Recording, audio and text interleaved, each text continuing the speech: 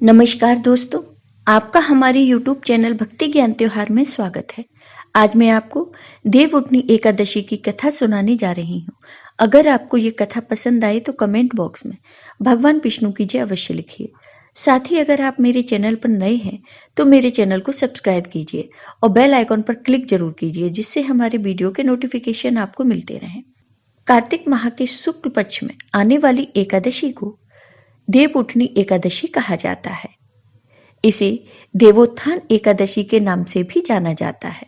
इस दिन 5 माह बाद भगवान विष्णु योग निद्रा से जागेंगे और फिर समस्त मांगलिक कार्य शुरू हो जाएंगे। कार्तिक माह के शुक्ल पक्ष में आने वाली देवउठनी एकादशी माँ लक्ष्मी और भगवान विष्णु को प्रसन्न करने के लिए श्रेष्ठ दिन माना जाता है। इसके प्रभाव से बड़ा पाप भी क्षण मात्र में ही नष्ट हो जाता है।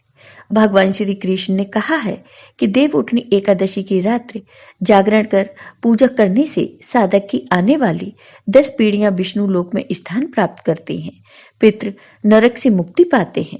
देवउठनी एकादशी का व्रत कथा के बिना अधूरा है। देवउठनी एकादशी व्रत कथा का पूरी श्रद्धा से पाठ करने पर व्रत के पूर्ण फल की प्राप्ति होती है। तो आइए अब सुनते हैं देवउठान एकादशी की ये कथा। एक राजा थे।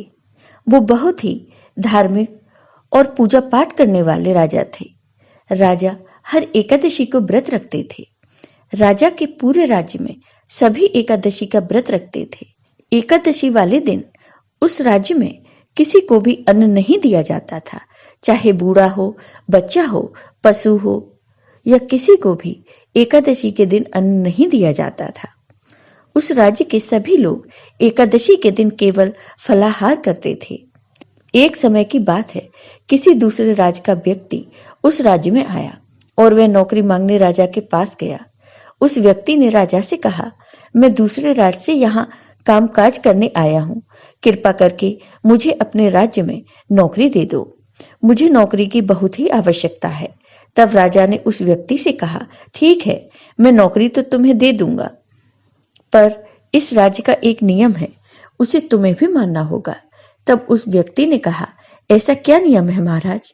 तब राजा ने कहा कि यहाँ पर रोज तुम्हें खाने को मिलेगा, लेकिन एकादशी के दिन तुम्हें खाने को अन्न नहीं मिलेगा। इस राज्य में एकादशी के दिन कोई भी अन्न नहीं खाता, तो तुम्हें भी इस नियम का पालन करना होगा। उस समय उस व्यक्ति को नौकरी की जरूरत थी, तो उसने हाँ कर दी और वो व्यक्ति उस राज्य में नौकरी करने लगा। कुछ समय बाद जब एकादशी आई तो उसे खाने के लिए फलाहार का सामान दिया गया। उसने सामान देखा तो सोचने लगा, इससे तो मेरा पेट नहीं भरेगा और मैं भूखा भी नहीं रह सकता। यह सोचकर वह व्यक्ति राजा के पास गया और राजा से कहने लगा कि महाराज, इससे मेरा पेट नहीं भरेगा, मैं भूख के मारे मर जाऊंगा, मैं भूखा नहीं रह सकता, मुझे खाने के लिए अन्न दे दो। तब राजा ने कहा, मैंने तो तुमसे पहले ही कहा था कि इस राज्य का नियम है, लेकिन तुमने तब तो हाँ कर दी थी। लेकिन फिर भी वह व्यक्ति अन्न लेने को जिद पर अड़ा रहा। उसकी जिद के आगे राजा को हार माननी पड़ी और राजा ने उस व्यक्ति को आटा, दाल, चावल दे दिए। वह व्यक्ति रोज की तरह स्नान करने नदी पर गया। नदी पर उसने स्नान किया और वहीं भोजन बनाने लगा। जब खाना बनाकर तैयार हो गया तो उसने एक थाल लगाकर भगवान को बुलाया। वह जोर जोर से भगवान को बुलाने लगा, आओ भगवान, भोजन तैयार है, भोजन ग्रहण करो। उसके बुलाने पर भगवान विष्णु वहां आए तथा प्रेम से उस व्यक्ति के साथ भगवान विष्णु ने भोजन किया। भोजन करने के बाद भगवान विष्णु अंतर्ध्यान हो गए और वो व्यक्ति वापस अपने काम पर चला गया। अगली बार फिर एकादशी आई और वह व्यक्ति फिर से राजा के पास अन्न लेने गया। इस बार उसने राजा से पहले से दोगुना अन्न मांगा। राजा ने पूछा, ऐसा क्यों? तुम्हें ज्यादा अन्न की क्या जरूरत है? पहले भी तुम्हें इतना अन्न दिया गया था कि तुम्हारा अच्छे से पेट भर सके। तब उस व्यक्ति ने राजा से कहा, महाराज, उस बार मैं भूखा रह गया, मेरे साथ भगवान भी भोजन खाते हैं, तो हम दोनों के लिए उतना भोजन कम पड़ता है। उस व्यक्ति की बात सुनकर राजा को बहुत आश्चर्य होता है और राजा कहते हैं, तुम झूठ बोल रहे हो कि भगवान तुम्हारे साथ भोजन खाते हैं। मैं इस बात को नहीं मान सकता। मैं भगवान की पूजा करता हूँ, इतने व्रत रखता हूँ। भगवान मुझे तो कभी दर्शन नहीं देते, फिर तुम्हें कैसे दे सकते हैं? राजा की यह बात सुनकर उस व्यक्ति ने कहा, महाराज, आपको मेरी बात पर विश्वास नहीं है तो आप स्वयं चलकर देख लेना। व्यक्ति की बात मानकर राजा भी उसके साथ नदी पर गए, लेकिन राजा एक पेड़ के पीछे छिपकर खड़े हो गए। उस व्यक्ति ने नदी में स्नान किया, फिर भोजन बनाया। भोजन बनाने के बाद उसने भगवान को आवाज लगाई, लेकिन भगवान नहीं आए। सुबह से शाम हो गई, लेकिन भगवान भोजन करने नहीं आए। तब उस व्यक्ति ने कहा, हे भगवान, यदि आज आप नहीं आए तो मैं इस नदी में कूदकर अपने प्राण दे दूंगा। लेकिन भगवान फिर भी नहीं आए। फिर वह व्यक्ति अपने प्राण त्यागने नदी की तरफ जाने लगा। जैसे ही वह व्यक्ति नदी में पहुंचा, भगवान विष्णु प्रकट हो गए और उस व्यक्ति को प्राण देने से रोक लिया। फिर भगवान विष्णु और उस व्यक्ति ने साथ बैठकर भोजन किया। भोजन करने के बाद भगवान विष्णु उस व्यक्ति को अपने साथ अपने धाम ले गए। यह सब राजा पेड़ के पीछे खड़े होकर देख रहे थे।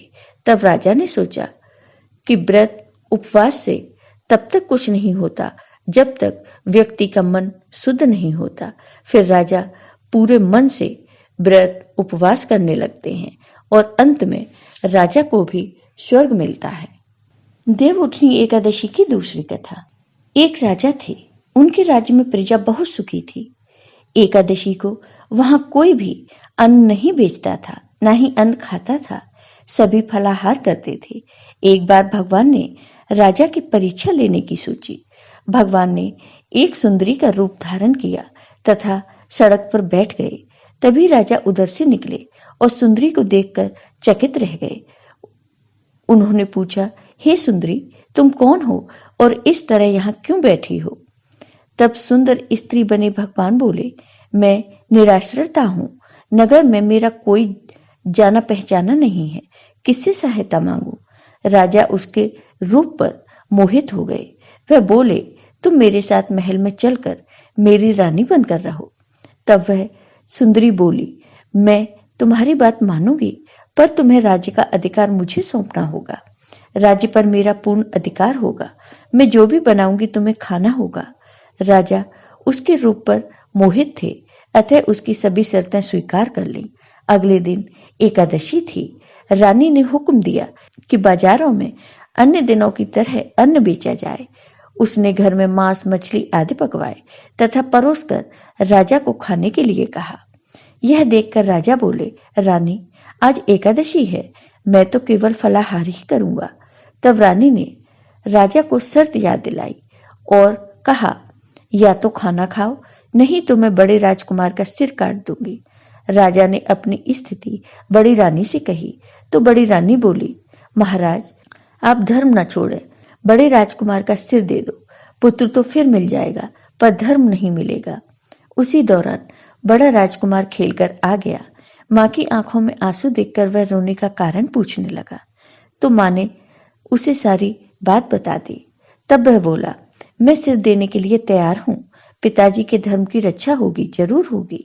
राजा दुखी मन से राजकुमार का सिर देने को तैयार हुआ तो रानी के रूप से भगवान विष्णु प्रकट होकर उन्होंने राजा को असली बात बताई। हे राजन, तुम इस कठिन परीक्षा में पास हुए।